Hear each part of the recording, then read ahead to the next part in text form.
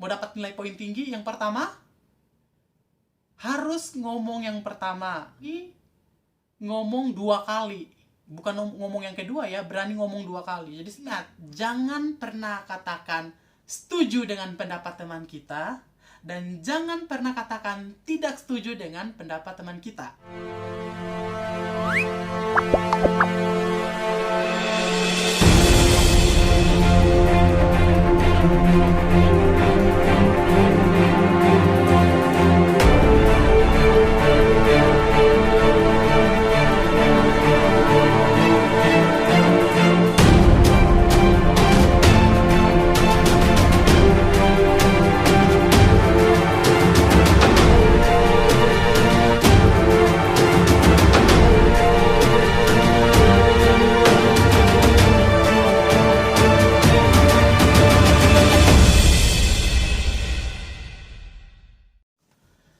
Assalamualaikum warahmatullahi wabarakatuh. Hello guys, welcome back to my YouTube channel Mr. LA.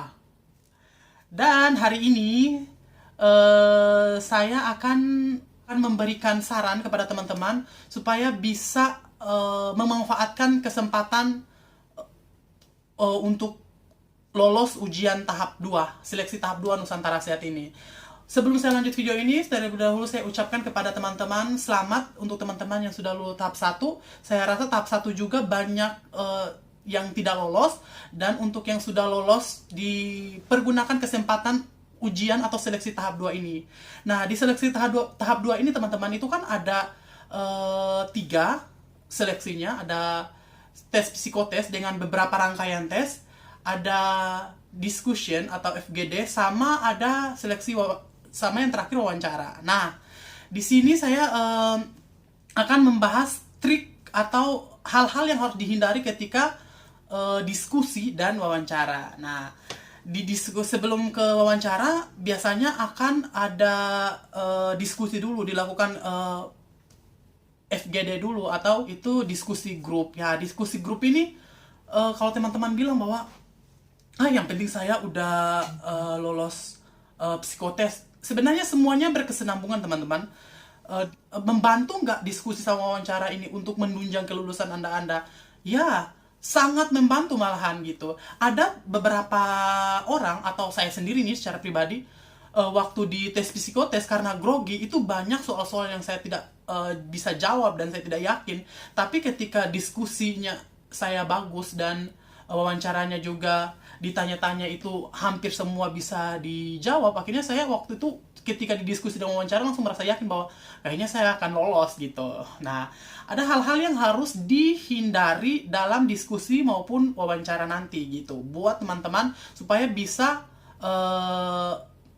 bukan menjamin sih, memberikan peluang kepada teman-teman untuk bisa lolos di seleksi tahap 2 ini. Karena kalau yang udah lolos seleksi tahap pertama itu, saya rasa orang-orang yang hebat ya, karena tuh banyak sekali teman-teman saya, maksudnya banyak sekali orang-orang yang ingin bergabung di Nusantara Sehat, tapi di seleksi tahap pertama aja mereka ternyata nggak lolos gitu. Nah, untuk tidak membuang-buang waktu, saya akan membahas tentang fokus group discussion, diskusi ya.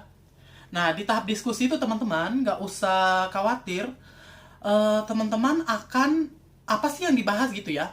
Setiap permasalahan diskusi itu pasti setiap alumni itu berbeda gitu, karena apalagi topik yang diangkat itu berbeda gitu. Kalau dulu saya itu topiknya itu pas mendaftar di Nusantara Sehat itu, saya topiknya tentang hal-hal apa saja yang mendukung program Nusantara Sehat di daerah nanti gitu, untuk keberhasilan program Nusantara Sehat. Dan kita tuh disuruh milih 13 item, disuruh dari 13 item atau option yang disuruh pilih, kita hanya disuruh pilih 5 gitu. Apa-apa di situ. Waktu itu saya ingat sekali ada niat, ada dukungan dari kerjasama tim, ada dukungan dari kabupaten, seperti itu sih. Jadi kita disuruh pilih, terus kita diskusikan lebih tepatnya kita akan mengeluarkan pendapat kita dulu secara masing-masing gitu. Tapi setelah masa pandemik ini lebih banyak topiknya itu mengarah kalian, karena ini sistemnya daring atau online ya ujiannya atau diskusinya. Jadi kita akan teman-teman akan dibagi dalam beberapa grup kelompok gitu, ada sekitar 8 sampai 10 dengan terdiri dari beberapa profesi, entah itu dokter, entah itu perawat, bidan, semua profesi lah digabung dalam satu grup. Setelah itu diperlihatkan di sebuah layar atau di layar teman-teman pada saat Zoom nanti itu sebuah masalah gitu. Sebuah masalah yang nanti akan teman-teman disuruh pilih yang seperti ini. Nih, yang ada ya, nih di tampilannya di komputer, di tampilan layar aku nih seperti ini. Nah, ini dia teman-teman. Jadi, setelah diberikan sebuah kasus di layar, teman-teman akan dikasih waktu sekitar 5 sampai 10 menit untuk menuliskan pendapat teman-teman seperti ini gitu. Setelah habis waktu untuk menuliskan gagasan teman-teman, setelah itu penguji akan meminta masing-masing untuk memberikan pendapat sesuai dengan topik kasus yang diberikan ya. Jadi contohnya seperti ini, teman-teman bisa baca. Eh, Nah, seperti ini. Tuh kan?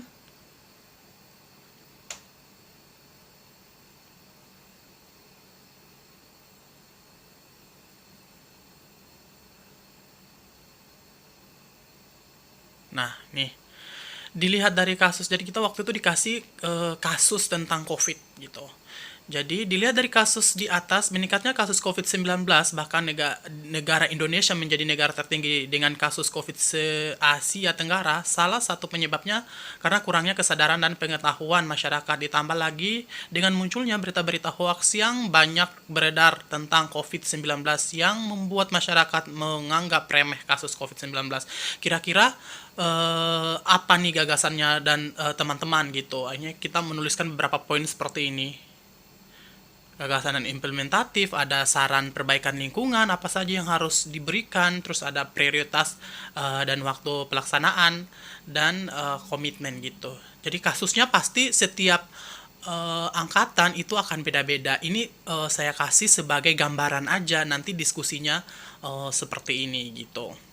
Karena daring sama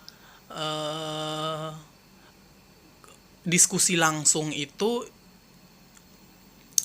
lumayan beda ya, tapi ada beberapa kemiripan gitu. Oke, semangat teman-teman.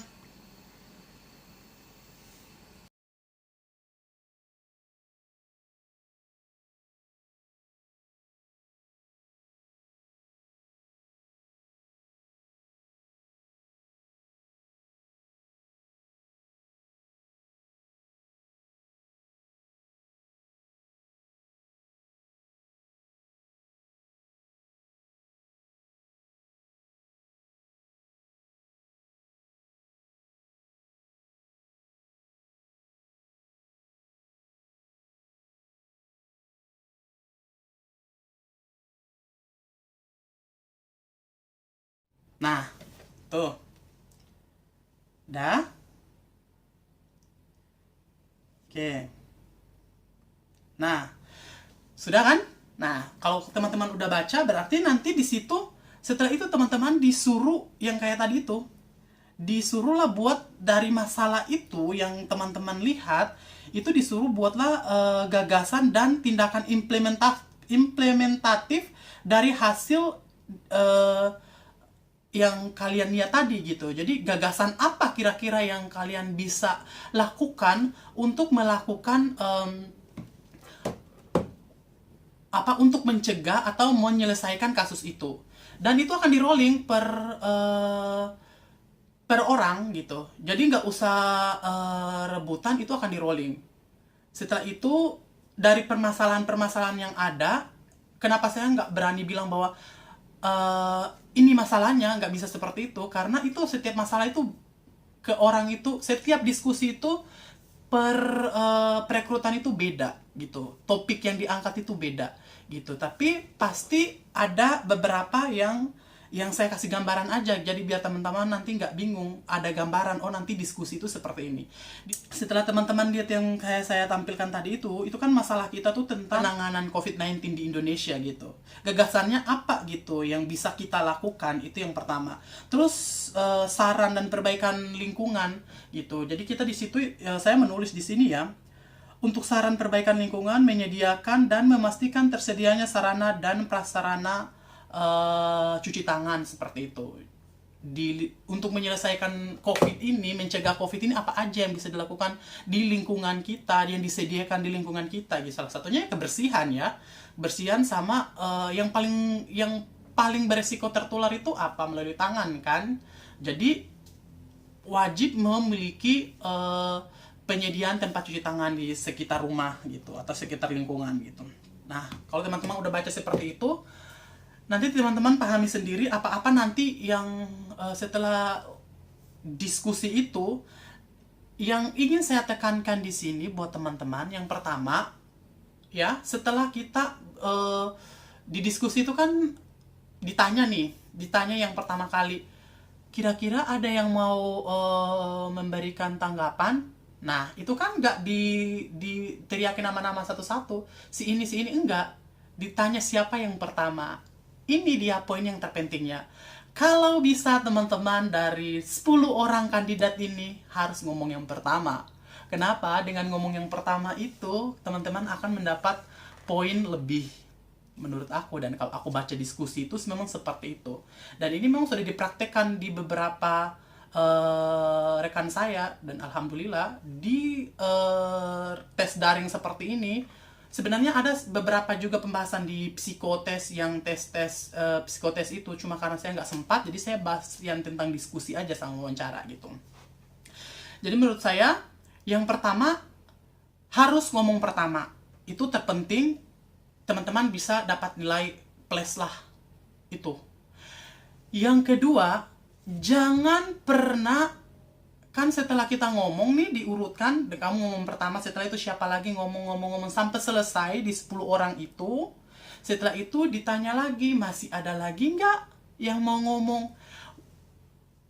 Acungkan jempol lagi atau acungkan tangan lagi, kalau bisa ngomong 2 kali. Yang pertama, saran saya ngomong yang pertama.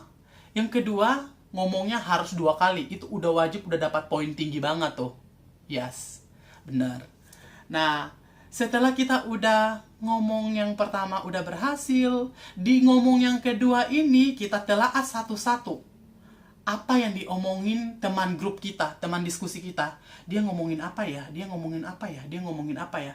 Satu-satu. Dan setelah selesai, ada lagi yang mau, waktu ini kan lumayan panjang ya untuk diskusi ini. Ada lagi yang mau gitu, langsung ancungkan tangan, saya.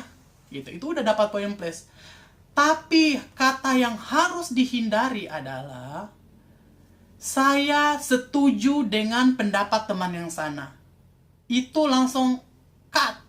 Poin yang kalian udah kumpulin tadi, nilai yang kalian udah kumpulin tadi itu udah langsung selesai gitu. Kenapa ini nggak boleh ada kata setuju? Karena di Nusantara Sehat itu, di psikologi ya, penilaian psikologi itu berarti kamu akan dinilai bahwa kamu ini orang yang gampang terpengaruh gitu, yang gampang terpengaruh dengan pendapat orang lain gitu. Kalau psikologi ini kan dilihat dari sebagaimana prinsip atau kuatnya diri Anda itu. Jadi jangan sampai udah ngomong pertama dan udah ngomong kedua kali malah setuju dengan pendapat orang lain. Udah pasti itu akan sangat mengurangi nilai kamu gitu. Yang kedua, jangan pernah ngomong saya tidak setuju dengan pendapat teman saya yang itu gitu. Berarti Anda akan dinilai secara langsung oleh psikologi bahwa Anda itu arogan gitu, nggak bisa diajak diskusi, nggak bisa diajak kerjasama gitu. Pengen pendapat kamu aja yang didengar gitu. Nah, ini harus hati-hati kan, antara mau setuju atau tidak setuju. Jadi kata yang harus digunakan adalah, harus diperhatikan. Jadi kalimat yang tepat dan yang harus digunakan untuk mendapatkan nilai yang bagus yaitu adalah, nah ini dia. Apa? Yes. Yaitu, setelah kita cermati pendapat dari teman-teman tadi, kalau udah lihat-lihat, nah sekarang tinggal pas kamu dikasih kesempatan yang kedua, menurut saya pendapat teman-teman yang tadi ini udah bagus, sangat bagus. Bagus kan? Tapi alangkah baiknya jika digabungkan dengan pendapat saya seperti ini, sehingga masalah yang dibahas tadi, yang didiskusikan tadi tuh bisa lebih cepat teratasi gitu, atau lebih gampang teratasi seperti itu. Jadi kita nggak menghina mereka, kita juga nggak merendahkan diri kita gitu. Maksudnya akhirnya di situ kamu akan dinilai bahwa dia ini dengan psikologi yang tenang gitu, yang aman gitu. Maksudnya yang nih anak kalau dikondisikan nanti ada punya masalah di puskesmas kayaknya bisa jadi advokasi gitu ya, maksudnya bisa mampu menetralkan masalah suasana di puskesmas nanti. Itu menurut aku, dan memang sudah saya terapkan di beberapa teman saya. Dan ini juga diingatkan, kan sebelumnya saya juga tanya-tanya kepada teman-teman saya yang udah lolos di Nusantara Sehat sebelumnya ya. Ya mereka bilang kalau kita di diskusi itu jangan jadi orang yang sombong dan jangan jadi orang yang bego gitu. Sombong ini dalam arti bahwa ini aku loh, ini pendapat aku loh, jangan seperti itu gitu. Boleh berpendapat, maksudnya bukan boleh berpendapat sih. Jadi ketika berpendapat, diusahakan pendapat kalian berbobot. Yang kedua, jangan pernah setuju dengan pendapat orang lain tadi gitu. Pertama, jangan setuju. Yang kedua, jangan tidak setuju. Jadi kata-kata teman-temannya aja yang atur bagaimana cara menyikapi pertanyaan atau masalah yang diungkapkan oleh teman-teman kita, seperti itu ya. Udah paham ya? Yes, udah paham. Saya yakin udah paham sih ya. Semoga bisa memberikan gambaran ya buat teman-teman gitu. Oh ternyata itu saja sih 2 kata yang nggak boleh dikeluarkan menurut saya, dan memang itu jarang ketika dikeluarkan pasti poin Anda akan jatuh, yaitu kata setuju dan tidak setuju gitu. Setuju dengan pendapat ini, tidak setuju dengan pendapat ini. Jadi alangkah baiknya kalimat yang Anda gunakan yaitu, menurut saya pendapat si A, si B, si C ini udah bagus, tapi alangkah baiknya jika digabungkan dengan pendapat saya yang seperti ini, pasti akan melengkapi, pasti akan pasti akan memberikan jalan keluar yang baik gitu. Tuh, itu diskusinya ya. Oke. Terus yang selanjutnya saya rasa diskusi itu. Ya. Ingat, mau dapat nilai poin tinggi, yang pertama harus ngomong yang pertama. Harus berani gitu loh ngomong yang pertama. Keluarkan pendapat Anda. Setelah itu berani ngomong 2 kali, bukan ngomong yang kedua ya, berani ngomong 2 kali. Jadi setelah teman-teman kalian berpendapat dan satu grup, ada kesempatan, langsung ancungkan lagi tangan saya. Ketika yang kedua ini, ingat, jangan pernah katakan setuju dengan pendapat teman kita, dan jangan pernah katakan tidak setuju dengan pendapat teman kita. Jadi kita main netral, yaitu menurut saya pendapat si A, si B, si C ini sudah bagus. Tapi alangkah baiknya kalau dilengkapi dengan pendapat saya seperti ini, alangkah akan lebih baik dan akan mendapatkan solusi yang terbaik seperti itu. Oke? Oke, udah selesai ya. Nah, sekarang kita masuk di wawancara. Nah, di wawancara dinilai apa enggak gitu.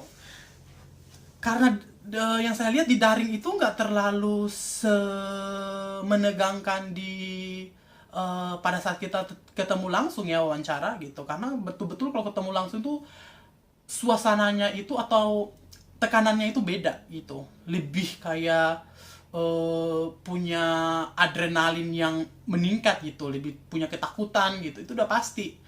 Kalau daring itu saya rasa nggak terlalu memberikan tekanan gitu. Tapi karena ini seleksi harus lulus, jadi yang pertama nih, yang teman-teman sering lupa di wawancara bahwa ada yang tanya pertanyaan seperti apa aja sih Kak yang ditanya gitu. Biasanya pasti akan ditanya pertanyaan utama di esai, yaitu motivasi Anda mengikuti Nusantara Sehat gitu. Motivasi Anda itu apa gitu. Dan dari mana nih Anda tahu Nusantara sehat gitu? Itu harus berbobot pertanyaan, jawaban dari teman-teman gitu.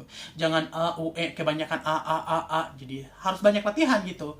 Yang udah Anda tulis di esai itu sebisa mungkin dikuasai. Yang Anda tulis di esai sebisa mungkin dikuasai. Dan prestasi-prestasi yang Anda tulis sebisa mungkin diingat, karena itu bisa jadi ketika wawancara akan ditanyakan gitu. Oke? Terus ada biasanya pertanyaan yang terakhir itu, apakah Anda siap ditempatkan di mana saja? Gitu. Jawab aja dengan lantang, iya saya siap ditempatkan di mana saja. Apakah termasuk di Papua? Biasanya itu kalimat-kalimat itu mungkin karena di Papua ini adalah lokasi yang pertama sangat jauh dari ibu kota, yang kedua bahwa memang ada beberapa akses ke sana itu yang sulit gitu. Makanya apakah kalian akan bertahan di sana gitu? Itu jawab dengan lantang, iya saya bersedia gitu. Kenapa Anda bersedia ditempatkan di sana? Ya, jawaban itu yang tidak memberatkan Anda. Maksudnya yang ini loh, aku pemberani loh gitu. Kenapa aku di sana? Karena aku suka gitu. Aku suka melakukan ini gitu ya. Jadi itu aja sih sebenarnya teman-teman yang harus diingatkan. Oh ya, jangan lupa ketika wawancara itu memperkenalkan diri. Memperkenalkan diri dalam wawancara itu sangat penting dan sangat memiliki nilai yang sangat tinggi gitu. Jadi sebelum wawancara tuh jangan lupa, oke, terima kasih buat waktunya, perkenalkan nama saya. Contoh ya, nama saya Marwan, asal profesi perawat, asal dari Ambon gitu. Itu penting sekali karena identitas dalam wawancara itu penting sekali dan mempunyai nilai yang sangat tinggi menurut saya gitu ya. Jadi itu buat teman-teman, jangan kuncinya jangan panik. Semoga dengan menonton video ini teman-teman bisa terbantu, mempunyai gambaran gitu ya. Kunci di wawancara adalah kuasai esai Anda. Kak, kira-kira akan ada pertanyaan-pertanyaan di luar esai? Kemungkinan besar iya gitu. Pertanyaannya pun akan sambung menyambung menjadi satu gitu kali ya. Misalnya kamu jawab ini akan disambung ini, kamu dijawab ini akan disambung ini gitu. Sebenarnya kalau waktu forum wawancaranya secara langsung itu ada kan pas ujian psikotes kita menggambar 6 gambar dalam satu kertas. Itu tuh pas wawancara mereka lihat karakter dari 6 gambar yang kita gambar itu. Tapi karena di daring ini kita nggak menggambar wartek, jadi otomatis kemungkinan besar akan wawancaranya itu akan seputaran esai kalian gitu. Itu sih. Pertama, siapkan jawaban berbobot tentang motivasi Anda ikut Nusantara Sehat. Itu sih yang terpenting. Oke? Mungkin itu saja teman-teman yang semoga video ini dapat membantu teman-teman seleksi Nusantara Sehat, dan selamat berjuang, semangat berjuang untuk teman-teman, untuk adik-adik yang ingin bergabung di Nusantara Sehat gitu. Ingat, di diskusi dan wawancara jangan dihafal tapi dipahami. Apa-apa yang nggak boleh diucapkan, apa-apa yang harus dihindarkan, seperti itu. Ya, karena ini tesnya psikologi, jadi dia akan menilai kekuatan atau menilai psikologinya teman-teman, mentalnya teman-teman itu siap nggak untuk bergabung di Nusantara Sehat gitu. Oke? Untuk itu jangan lupa subscribe my YouTube channel Mr. La Marwan. Mr. La. Di-share juga, semoga video ini dapat membantu teman-teman, memberikan gambaran kepada teman-teman semua ya. Untuk itu bye-bye. Love you all.